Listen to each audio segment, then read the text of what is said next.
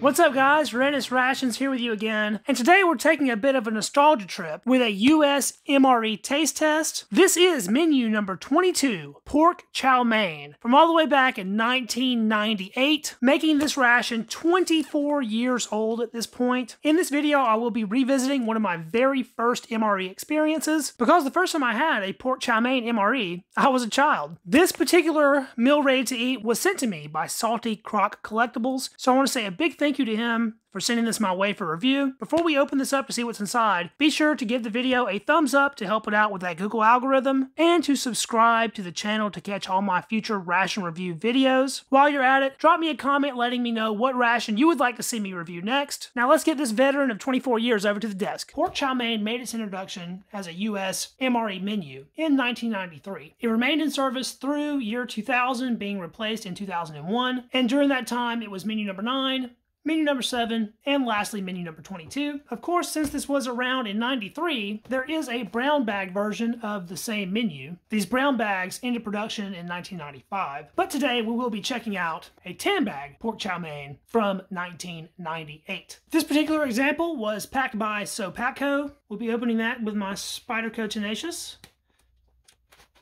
First thing we have is the accessory package. We'll open that up in just a moment. A pack of crackers vegetable with a date of the 83rd day of 1998. Flameless ration heater. Beverage-based powder orange, which feels to be mostly in powder form. 1.5 ounce package of peanut butter. I know what this is before even flipping it over. Oatmeal cookie, chocolate flavored coating, or chocolate covered oatmeal cookie. Truly one of the most legendary MRE items ever devised. Anytime you happen across one of these is a win in my book. MRE spoon, noodles chow mein, that is 130 calories coming in at 1 ounce. This is an item specific to the pork chow mein menu. And lastly, our box for the main, pork chow mein, with a fairly extensive ingredients list. That is 330 calories, 20 grams of fat, just over 1,000 milligrams of sodium, 20 grams of carbs, and a respectable 18 grams of protein, coming in at 8 ounces per usual. The retort is a very dark green, but it looks to be in absolutely spectacular condition. Pork chow mein, 17th day of 1998. Now let's see what's in that accessory package. Looks like we have some MRE matches, a moist towelette, iodized salt, creamer, substitute, dry, non-dairy, 4 grams, a Good Earth China Black Premium Tea Blend. What the heck? I have never run across this one before. That has a date of 1996, and judging by the directions, it appears this is a tea bag. I've had tea bags in foreign rations, but never from an MRE. Very interesting. A super discolored pack of peppermint gum. Don't know where it got that horrid brown tinge from. 4 grams of sugar. Of course, you gotta have your Lighthouse toilet paper. And lastly, a miniature Tabasco bottle that appears to be a little dark. My appetite is absolutely ravenous at the moment, so let's get right into heating this ration. We'll give the included FRH a shot. Being 24 years old, I don't have much hope for it, but you don't know unless you give it a try. In order to give this flameless ration heater the best shot possible of working, I'm going to add a little bit of salt, because that can help in activation of the heating pad.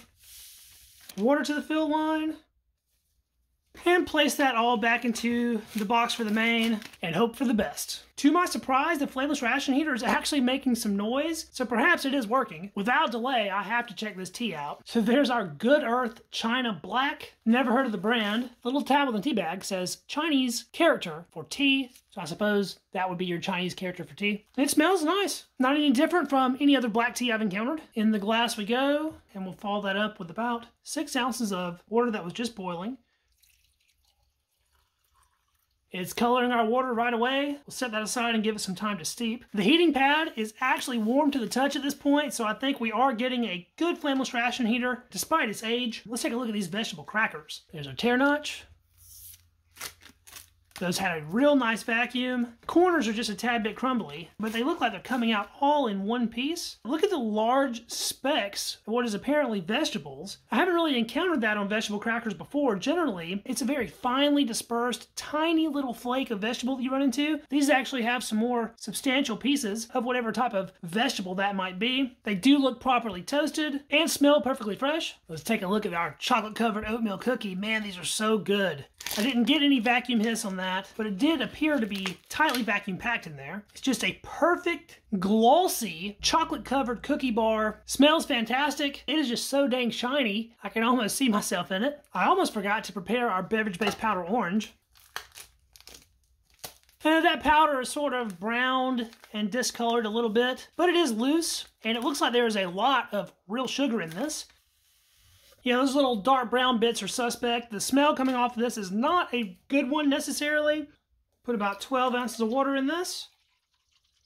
Even without stirring, we're already extremely orange. Since there is real sugar in this, it is taking quite a bit of stirring to get everything completely dissolved. But I am very pleased with the finished product. The color looks nice. Let's crack open these Chow Mein noodles.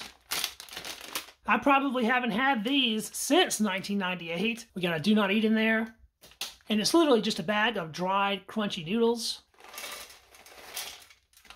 Those have no smell at all. They feel a little bit oily on the outside. Let's try a couple of those out. Crisp and crunchy. Wow, those are absolutely perfect. No off flavors whatsoever. No rancidity, no staleness. They're salty and crisp and really fantastic given they're 24 years old. Those are so good. For me, this was the most suspect item in the ration. If this is held up 100%, I'm expecting this entire ration to be in outstanding shape. Those Chow Mein noodles do dry the mouth out just a little bit, so I think it's about time that we give our Good Earth black tea a taste here. It's a very mild black tea. It has sort of a fermented tea leaf thing going on, almost like an oolong tea, but not quite that strong. It's very low on bitterness, but the overall flavor profile is pretty neutral as well. Nothing about this is really standing out or popping as far as a floral tea flavor goes. As usual, I will sweeten that up with some of our sugar. I'm not sure who puts non-dairy creamer in a Chinese tea, but it certainly won't be me this go around. We'll give it another taste here, sweetened. And as usual, that's better in every way possible. It's still a very lightly flavored cup of tea, neutral and simple.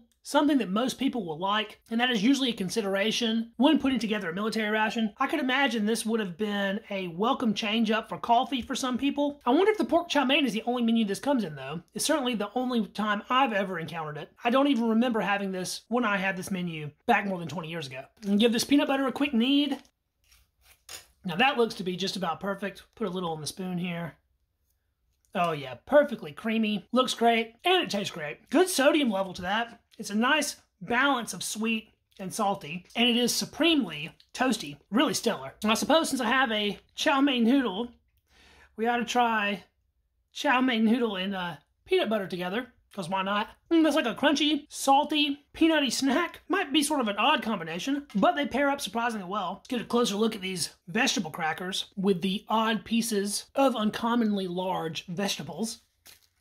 That broke with almost no effort. Give that the old taste test. Wow, those are actually light and buttery. A description that I usually wouldn't give to MRE crackers. You can taste a little extra veg in there. Has a little bit of an oniony background. Maybe a little more sweetness than I'm used to. But the texture is very different in that it's so light and crisp. It's not so dense. And it has a little texture variation from the little bits of vegetables that sort of distributed throughout there. Try that with a little peanut butter. That's really good, but I almost like having the crackers better by themselves since they are such a departure from the norm. This orange drink is crystal clear at this point. Everything dissolved 100%. It looks super refreshing and inviting. Let's see how it tastes here. Oh yeah, that's awesome. Holy crap. That has got to be the best orange drink I've ever run into in a US MRE. Traditionally, I do not like the orange beverage-based powders. They're one of my least favorite. Grape is my least favorite. Orange is like number 2. This one, though, is cool and refreshing from the cold water that I used. There's nothing clumpy or chalky about it. It's super smooth, very, very sweet. Just the perfect little hit of sour tanginess. And even though this is artificial orange, it doesn't have any harsh artificial flavor to it. This is more similar to something like a Gatorade than most other beverage-based powders that I've run into. I can literally drink this every single day. It's that good. That is a ration gem for sure. All right, let's get in our main here. The FRH here is still working, and it made it up to about 140 at its hottest and about 120 at its coolest. Very respectable for its age. The outside of the retort on the other side is about $1.20. Should be warm enough for consumption in my opinion. Let's get our moist towelette out to sort of wipe the outside of this retort pouch off. It is still super, super moist, even more moist than a brand new one. It's a little bit soapy, smells very neutral, but still getting the job done 24 years later. Cut the edge there. And that is a sight to behold. Not pretty at all, but that is MRE pork chow mein. Are those water chestnuts?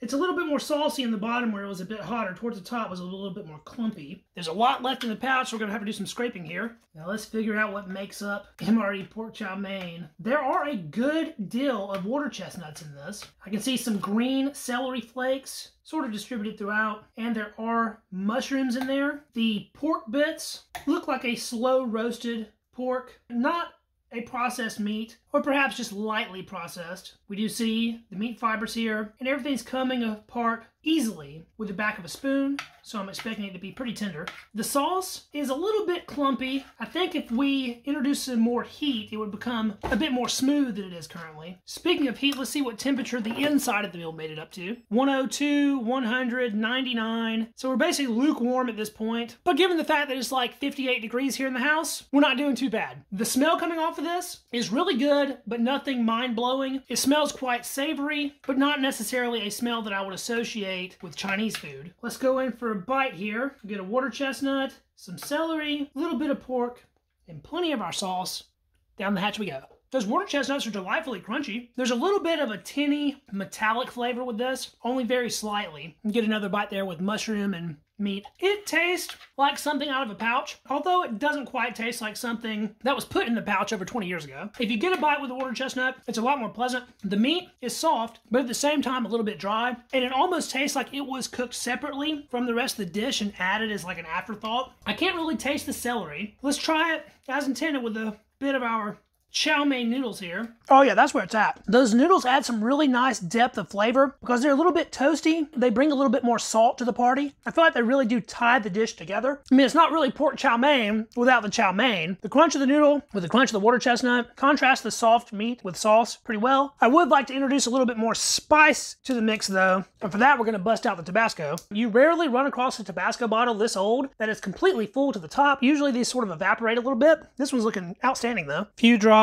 of Tabasco, a little dash of nudes. Unfortunately, there's a little bit of clash of flavor. I don't really associate Tabasco sauce taste with sort of an Asian-inspired dish. Let's get a taste of that sauce just by itself. And even though this bottle looked nice, that's not the best tasting Tabasco I've run across. It's still pretty spicy, but it has a little bit of a fermented flavor to it. Maybe a little more vinegary than it should be. I still see myself eating it, but maybe just on something else. I think most people would probably toss that. It tastes almost nothing like Tabasco. Quite odd, actually. We'll make a little cracker here. A little bit of our pork mixture. Top it off with some chow mein noodles. Sort of a carbs on carbs deal here. I'm not mad at it. You could actually taste a fair bit of the vegetable cracker, even through all those other flavors. That sort of brings you back to this mein not being the most flavor packed. Like, it's good, but it's pretty neutral. I can certainly say this is a pretty decent mein, although it doesn't quite hold up to the memory it had in the depths of my brain from over 20 years ago. Pork chow mein is one of the menus that I brought home from a gun show one day. As a meal syrup loving child in the 90s, I remember opening it up and being pretty floored by how tasty I found it. The most surprising thing was that my mother actually really enjoyed this menu and attempted to seek it out again after that first experience. Hopefully I saved the best to last. Our chocolate covered oatmeal cookie. Crack that open. Nice snap to it. There's the cross section. Good distribution of cookie and heat stable chocolate.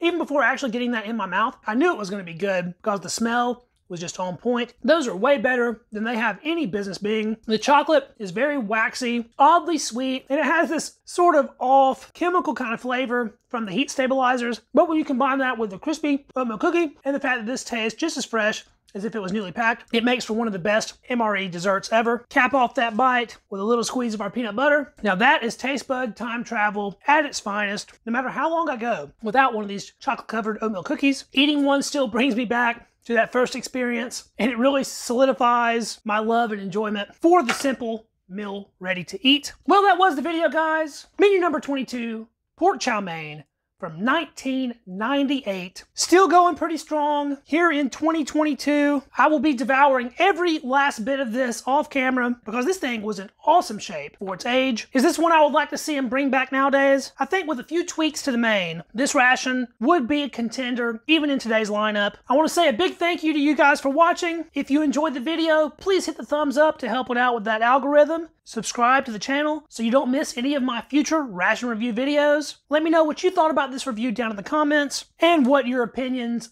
on this menu are. If you know someone else that might enjoy this video, be sure to share it because that helps the channel grow more than anything else. And I will catch you guys in the next video. See you then. Peace.